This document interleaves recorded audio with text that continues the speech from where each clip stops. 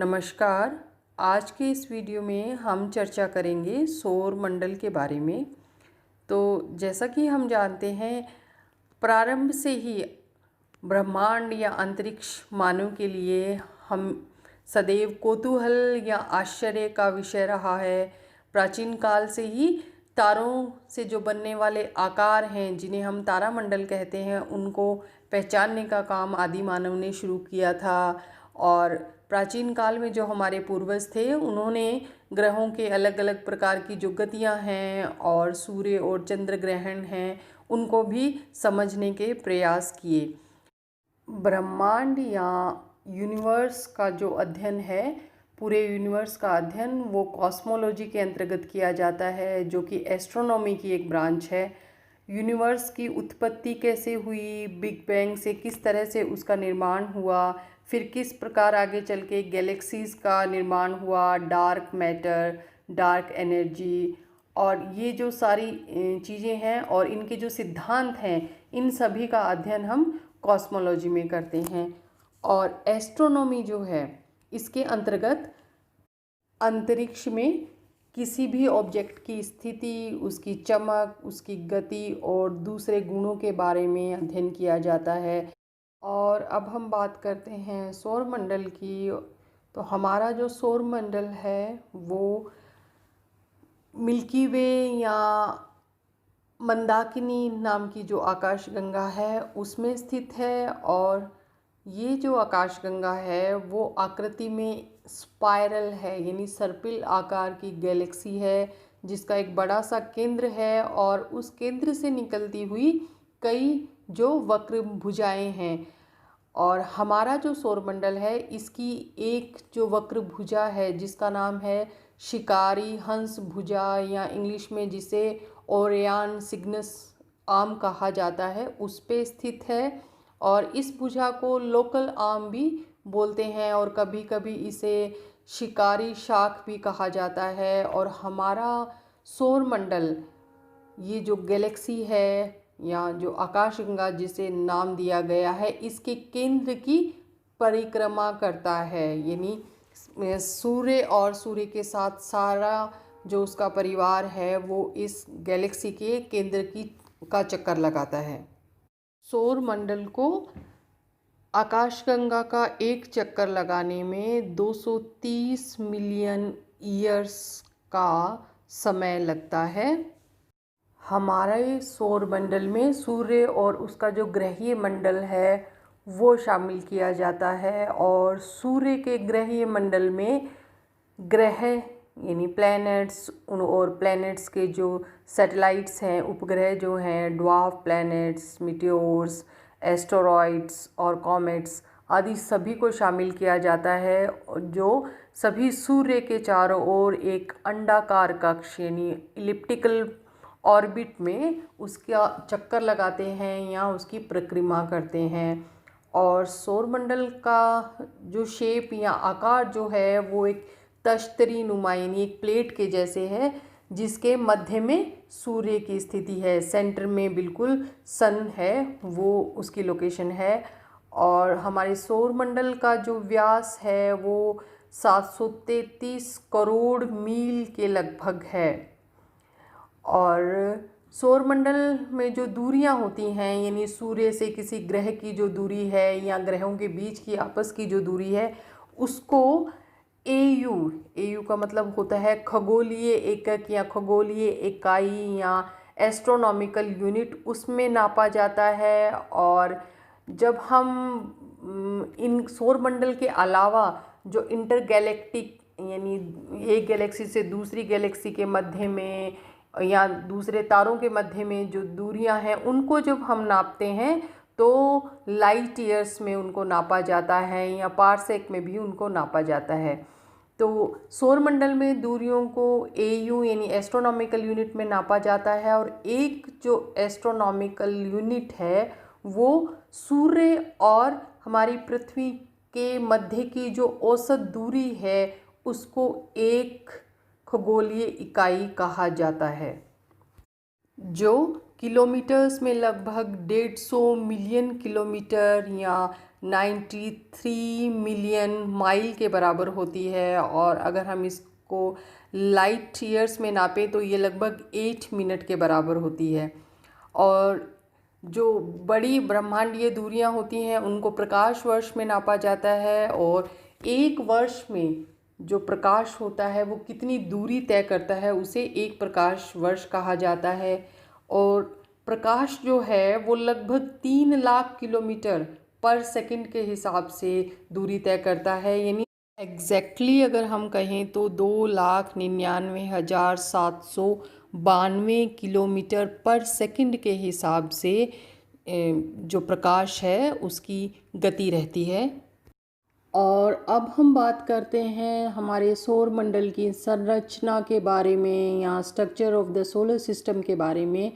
तो हमारे सौर मंडल की संरचना के जो मुख्य घटक हैं वे ग्रह हैं, और 8 मुख्य ग्रह हैं जो हैं बुध या मरकरी, शुक्र यानी वीनस, पृथ्वी, मंगल, बृहस्पति, शनि, अरुण और वरुण।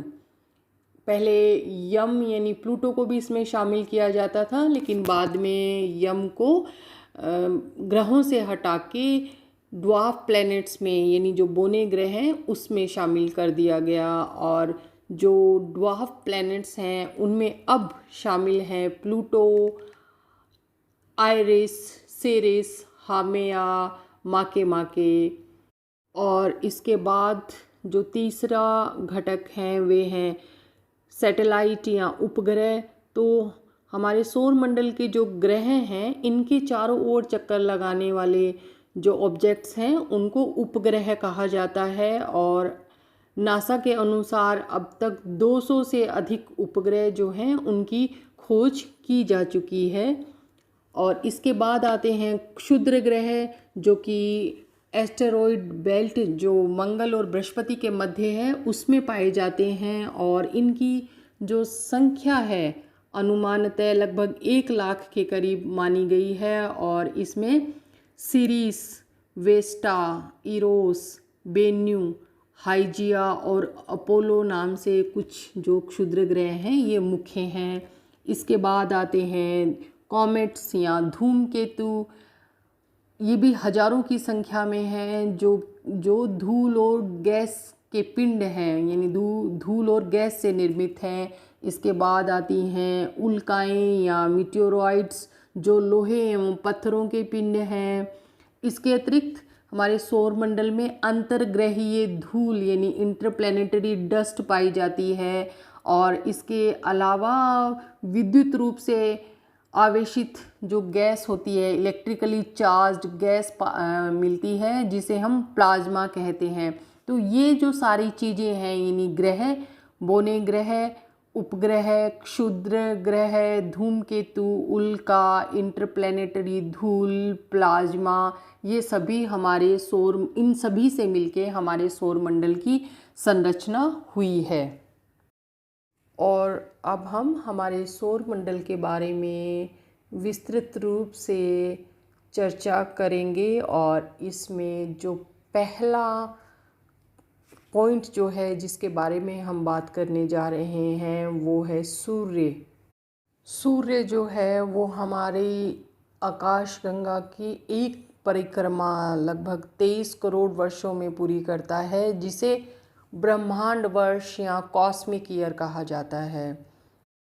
और सूर्य 27 दिनों में अपनी एक्सिस पर एक घूर्णन पूरा करता है, और इसका जो व्यास है वो लगभग 8,85,000 माइल्स है, मील है।